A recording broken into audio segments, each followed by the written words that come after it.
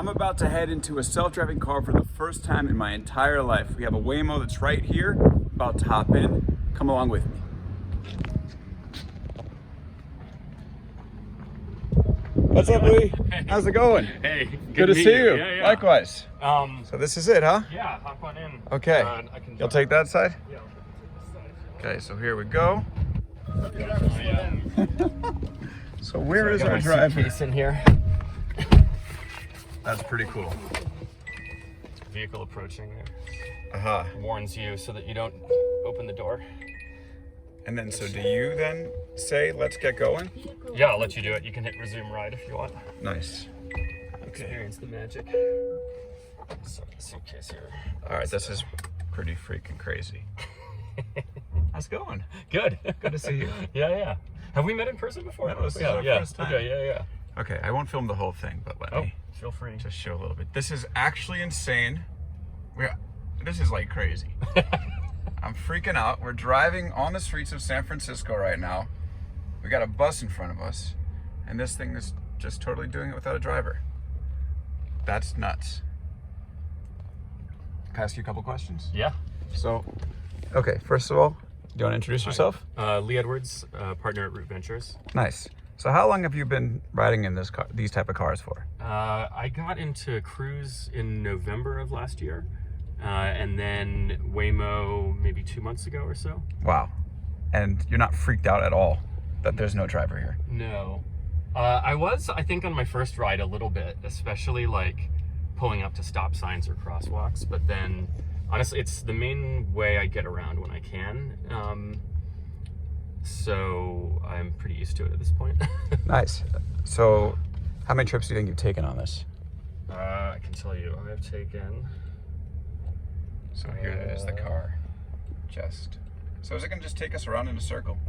Yeah, I think Nice. I think I told it to take us to a coffee shop. Oh, sweet. I've done 143 rides, 398 miles. Nice. And this is like, are they still like in like pilot phase in San Francisco? Yeah, so it's complicated. I'll send you a bunch of videos about it. But Wait, can I show that folder? So you have like Uber, Lyft, and self-driving. And the name of the folder is Uber. Uber, yeah. And you're tapping These are all- Waymo more often. Yes, oh yeah. Do you ever get like lonely that you don't speak to the driver anymore? I do when I go to the airport, is about Yeah. it. That's wild. But yeah, I gave us kind of like a weird route, so Mhm. you can see it's Yeah. kind of complicated. This is a pretty narrow street. And there's like And there's people street here. parking right there, right? So it's... No close calls or anything like that, huh? No, coming up on a street just like this, a bus was coming at us, Yeah. and we pulled over into the parallel parking spot and let the bus pass. So what do you think about that person who was like, Waymo almost hit me?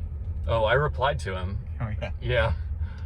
I mean, it's interesting timing. He's a DSA officer, and Gary Tan and I put out a video linking DSA to the AstroTurf movement against AVs, and then 3 days later he was almost hit. So far no one has been hit in San Francisco by a Waymo. There were 4 accidents. 3 of them were the fault of the human. 0 people had minor injuries. So they basically, so I know too much about how this stuff is regulated now. Done a lot of research on this. So yeah, basically they have to kind of categorize like crash, injury, minor injury, major injury, death. So there actually haven't been any humans hit by Waymos in San Francisco or cruises. It's amazing how chill you seem. I'm like freaking out.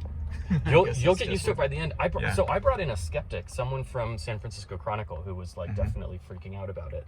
And we rode around for about an hour.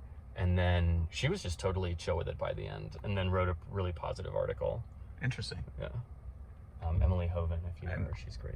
Yeah, has it ever gotten close to bashing into someone while you've been in them? No, it's pretty reliable. Like the thing is, Yeah.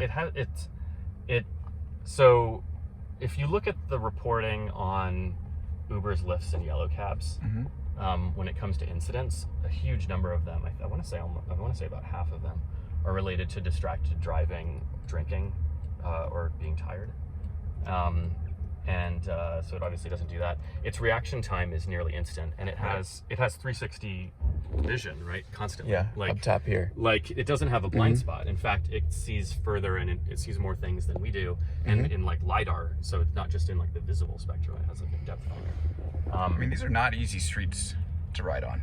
No, I mean, I think they picked SF for that reason. Like, this is a really hard environment, and California has been very strict on the regulatory side. So there's a lot that they're having to do, and I'm guessing their strategy is like, if they can do it here, they can do it anywhere.